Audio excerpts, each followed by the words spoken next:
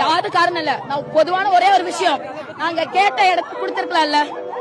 மக்கள் அதிகமா கூடுவாங்க, மக்களும் இட வசதியோட இருக்கணும், தலைவரும் வந்து பாக்கணும்.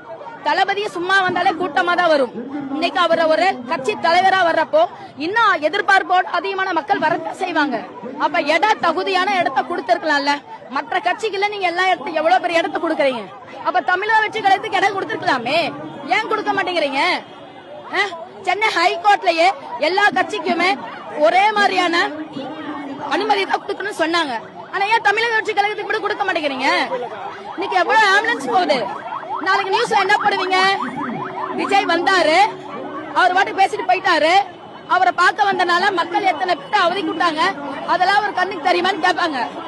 ஆனா இப்ப நான் பேசுறது எல்லாமே எங்க தலைவருக்கு அதுக்கு போகும். அவர் இதுக்கு தக்க பதிலடி கொடுப்பார். இல்ல எதுக்கு வர்றாங்க, எதுக்கு போயிருந்தல அங்க பேர் கட்டின வரைக்கும் ஆப்படி வச்சிருந்தாங்க.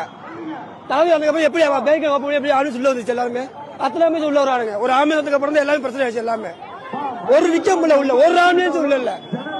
என்ன பண்றானுங்க ஒருத்தனும்? போலீஸுக்கு ஒரு பாதுகாப்பு கொடுக்க முடிஞ்சு எத்தனை குழந்தைங்க உயிர் போயிடுச்சு தெரியுமா? எத்தனை பேர் மயக்க மாட்டாங்க. தண்ணி கூட கொடுக்க முடியல. எதுக்கு அப்படி மீட்டிங் திறந்து எதுக்கு கொடுத்தீங்க முதல்ல?